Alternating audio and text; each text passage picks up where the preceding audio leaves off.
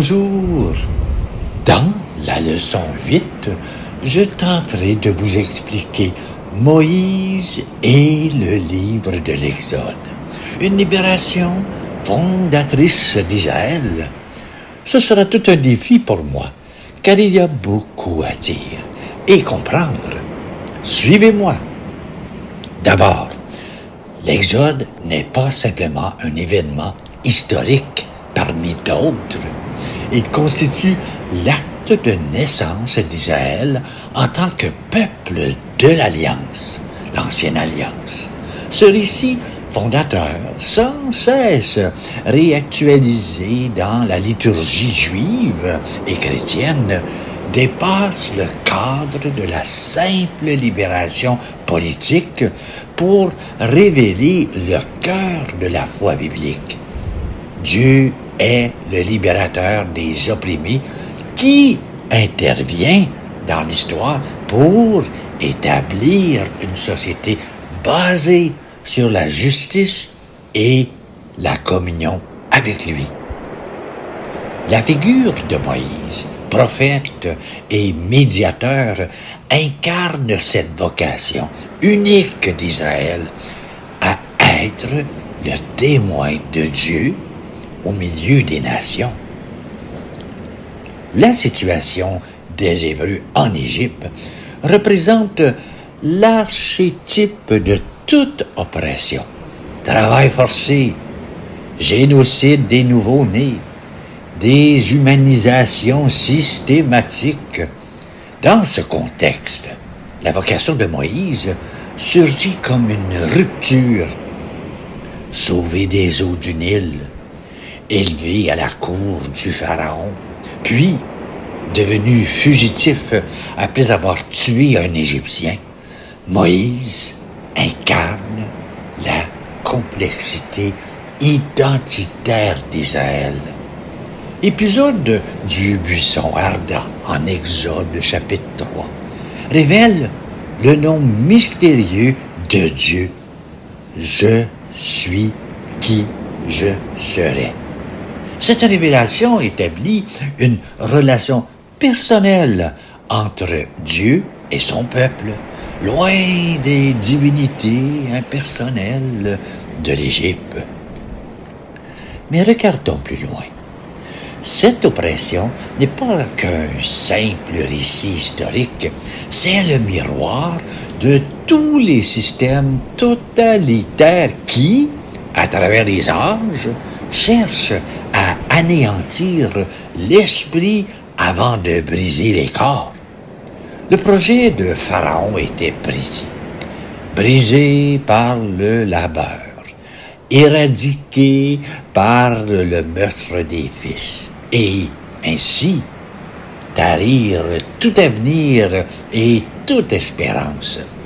C'est dans cette nuit de l'âme, dans ce silence apparent de Dieu, que l'appel va retentir. Car la libération ne naît pas d'une révolte spontanée, mais d'une parole qui vient interrompre le cycle infernal de la servitude. Et au cœur de cette interruption, il y a un nom. Je suis qui je serai. Ce nom n'est pas un simple identifiant, c'est une révolution théologique et politique. Face à la statue figée de Pharaon, Dieu immobile, garant d'un ordre oppressif, se dresse un Dieu du devenir, un Dieu de la présence active et de la promesse.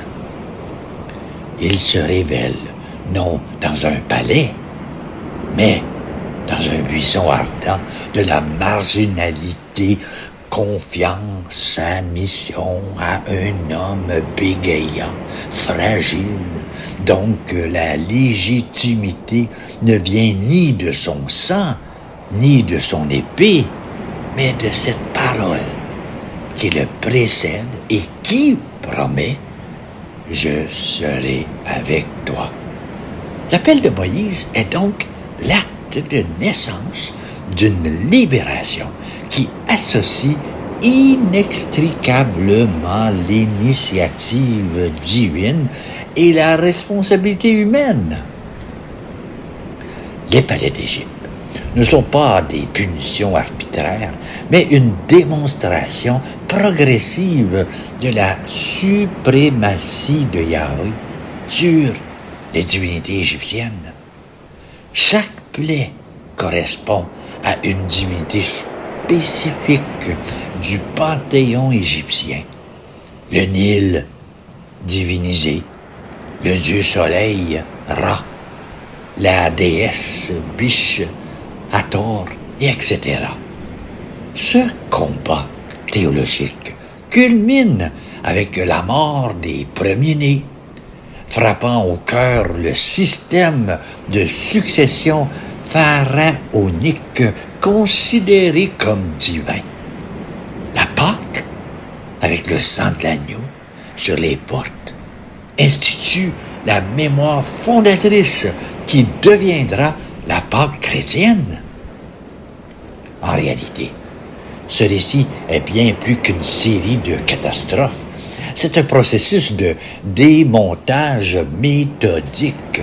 Chaque fléau est un verdict contre une idole, une démonstration publique de son impuissance. Le Nil, source de vie et divinité, Hapi devient sang et mort. Ra, le dieu soleil, tout-puissant, est plongé dans les ténèbres palpables qu'il ne peut dissiper. Ce n'est pas une bataille de force brute, mais une révélation. Le Dieu des esclaves hébreux expose le néant des dieux de l'Empire, dévoilant l'illusion sur laquelle reposent tous les édifices politico-religieux de l'Égypte. La Pâque est l'acte final de ce renversement, alors que les maisons des Égyptiens sont frappées par l'échec ultime de leur divinité protectrice. Les Hébreux sont sauvés par un signe d'alliance, le sang d'un agneau. Ce soir-là, deux conceptions du sacré s'affrontent sans se voir. D'un côté, la religion, de la puissance et de la mort qui s'effondre. De l'autre, la foi en une parole de vie qui institue un peuple libre. La libération n'est donc pas seulement une sortie physique, elle est d'abord une conversion intérieure, un passage de la servitude idolâtre à l'alliance avec le Dieu vivant. Le passage de la mer Rouge représente l'acte baptismal fondateur où Israël naît à sa vocation de peuple libre. Ce n'est pas une évasion miraculeuse, mais une victoire théologique sur les forces du chaos représentées par les eaux. Le cantique de Moïse qu'on voit en Exode chapitre 15 célèbre cette libération comme l'œuvre exclusive de Dieu, établissant le pattern de l'action divine. Dieu sauve son peuple, non par sa puissance militaire, mais par des signes qui révèlent sa gloire. Cet événement préfigure le baptême chrétien comme passage de la mort à la vie. Il est crucial de comprendre que sur la rive, avant la traversée, ce n'est pas encore un peuple, mais une foule d'anciens esclaves, hésitants et terrorisés à l'idée de l'armée du Pharaon. La mer Rouge est le creuset où cette mentalité de servitude est définitivement engloutie.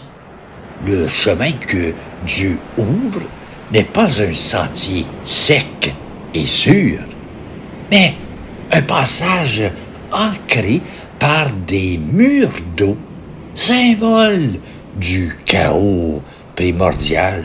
C'est au cœur même du péril et de l'impossible que la foi naît et que l'identité se forge. Ils traversent en fugitifs, mais ils émergent de l'autre côté en peuple libéré, témoin de l'impuissance définitive de son ancien maître.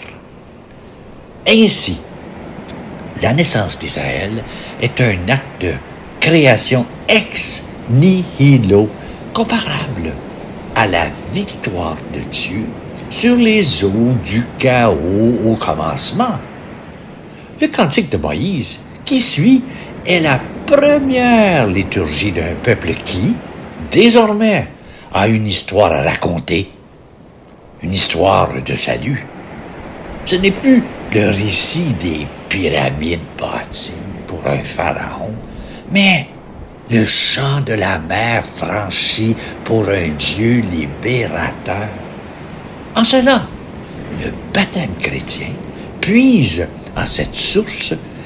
Il n'est pas une simple purification, mais un passage existentiel, une mort et une résurrection, où l'individu est incorporé à ce peuple de libérés qui marche depuis cet instant fondateur à la suite de son Dieu.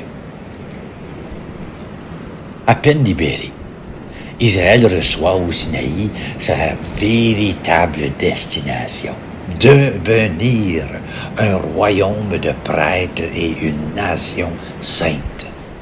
L'alliance proposée par Dieu établit une relation unique où la loi n'est pas un fardeau, mais le chemin de la liberté. Les 10 paroles, qu'on appelle le décalogue, structurent cette alliance selon 3 dimensions. Relation à Dieu, première table. Relation au prochain, seconde table. Loin d'un moraliste abstrait, ces commandements protègent la vie, la famille, la propriété et la réputation, fondant une société alternative au modèle égyptien. Il faut saisir la révolution que cela constitue. Après des siècles sous le joug d'un pharaon considéré comme un dieu, donc la parole était loi absolue et arbitraire, le peuple se retrouve au pied d'une montagne fumante pour écouter une loi qui vient d'en haut. Cette loi n'est pas l'outil d'un souverain pour asservir, mais le cadeau d'un libérateur pour structurer une liberté naissante. Elle est la constitution de ce nouveau peuple. Le décalogue n'est pas d'abord une série d'interdits, mais la définition d'un espace de relation. Il trace un périmètre sacré autour de Dieu, de la vie, de la famille et de la parole, afin que la vie sociale ne sombre pas dans le chaos de la violence ou de l'idolâtrie. Ainsi, l'Alliance répond à la question cruciale. Comment vivre en peuple libre? La sortie d'Égypte était une libération de l'oppression. Le Sinaï est une libération pour une vocation. Il ne suffisait pas d'arracher Israël à l'esclavage. Il fallait lui donner une forme de vie capable de résister à la tentation de recréer l'Égypte en son sein. Les commandements sur les relations humaines sont le ciment de cette société alternative en interdisant le meurtre, l'adultère, le vol et le faux témoignage. Dieu pose les fondements d'une communauté où la dignité de chaque personne créée à l'image de Dieu est protégée contre toute forme de pouvoir absolu. La loi est donc le socle de la liberté, la garantie que la libération ne sera pas un simple intermède avant un nouvel avertissement. L'épisode du veau d'or qu'on voit en Exode chapitre 32 révèle la tension permanente entre la fidélité divine et l'infidélité humaine. Alors que Moïse reçoit la loi sur la montagne, le peuple régresse vers l'idolâtrie égyptienne. La colère de Dieu et l'intercession de Moïse manifestent la vocation médiatrice du prophète qui se tient dans la brèche.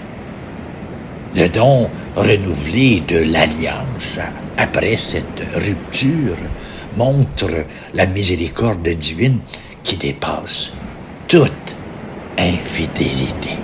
Cet épisode est un drame en 3 actes qui expose le cœur de la condition humaine face au sacré.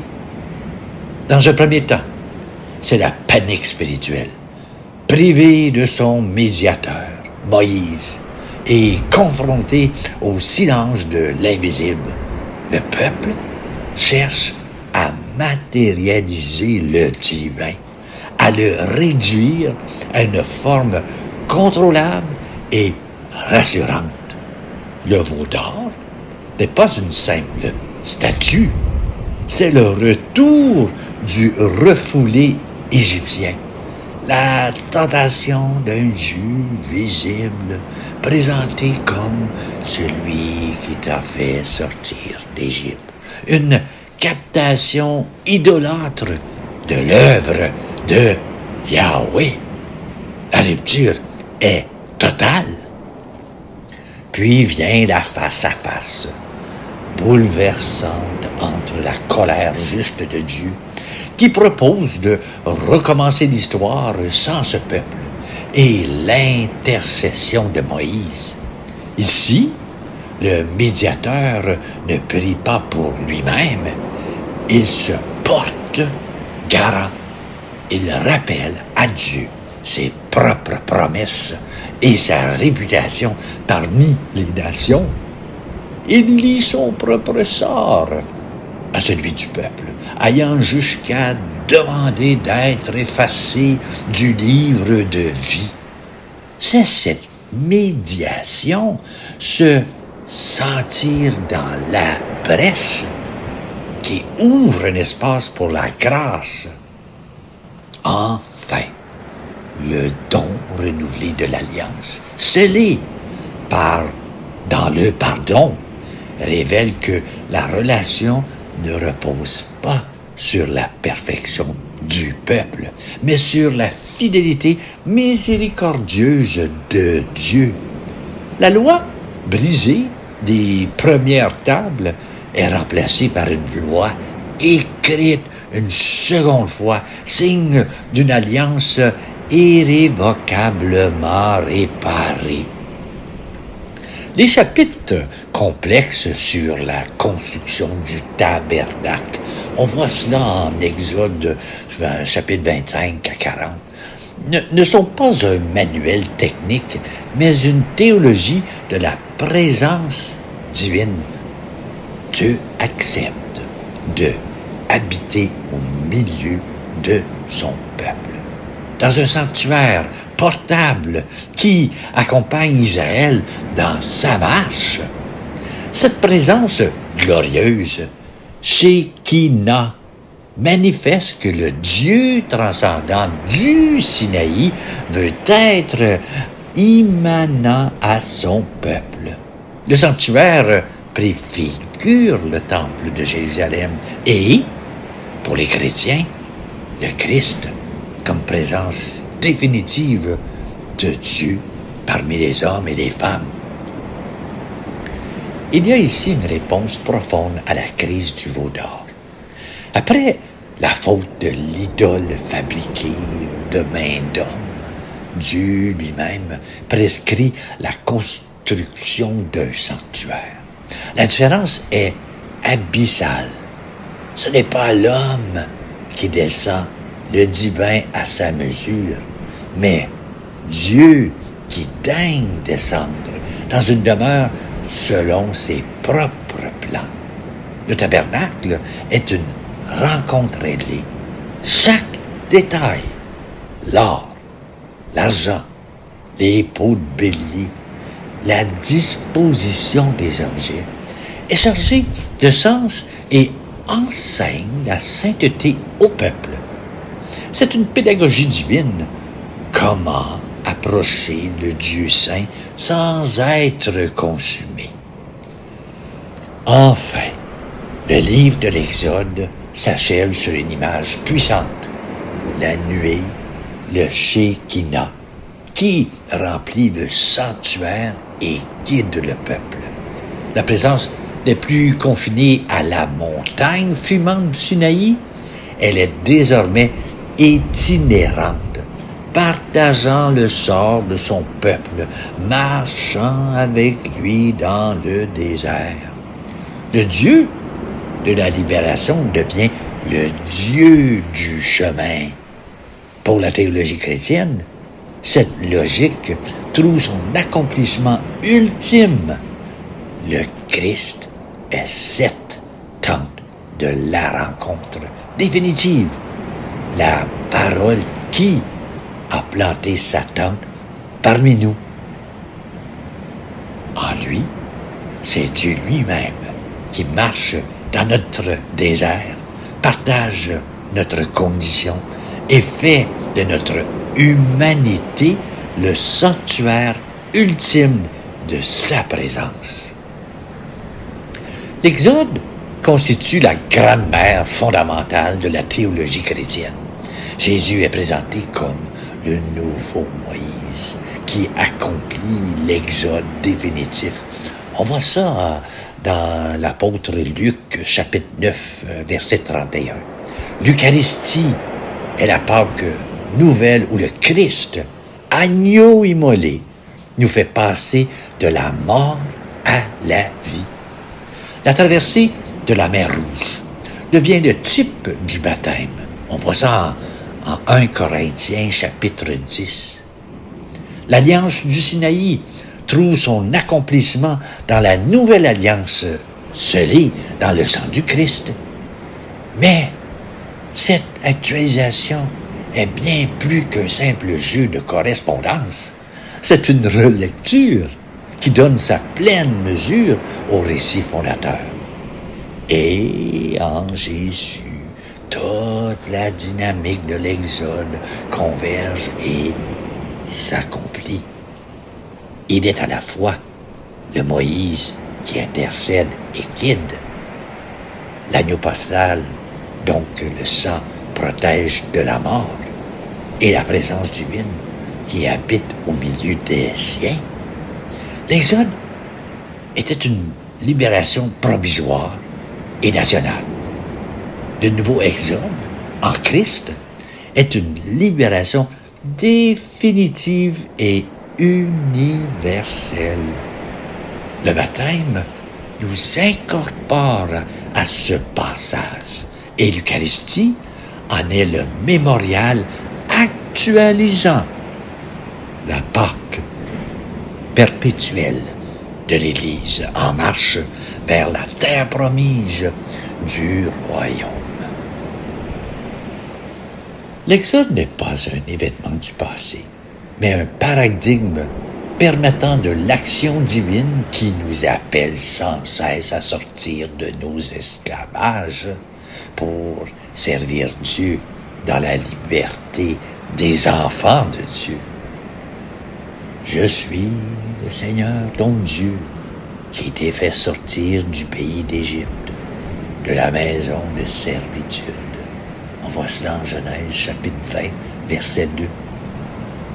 Mais que se passe-t-il lorsque le peuple libéré, installé sur sa terre, commence à oublier la libération et à reproduire les injustices de l'Égypte? L'histoire ne s'arrête pas là. La voix de Dieu va ressurgir, plus brûlante que jamais, à travers des hommes saisis par sa parole, les prophètes. Lors de notre prochaine rencontre, la leçon 9, nous entendrons dans le monde fascinant et exigeant d'Isaïe, de Jérémie et d'Ézéchiel. Vous découvrirez les figures bouleversantes d'Isaïe, terrassées par la vision de la sainteté de Dieu. Jérémie, déchiré intérieurement, mais incapable de taire la parole qui brûle comme un feu en lui. Ézéchiel, prophétisant l'espérance au milieu des ossements desséchés de l'exil. Leur message, d'une actualité brûlante, affronte sans complaisance les idoles du pouvoir, de l'argent et de l'injustice sociale. Ils sont la conscience critique de leur temps et ils deviendront, j'en suis sûr, une lumière puissante pour éclairer le nôtre. Leur voix nous attend. Ne la manquez pas. Et voilà. Il me reste à vous dire merci d'être là. Et je vous souhaite une excellente journée.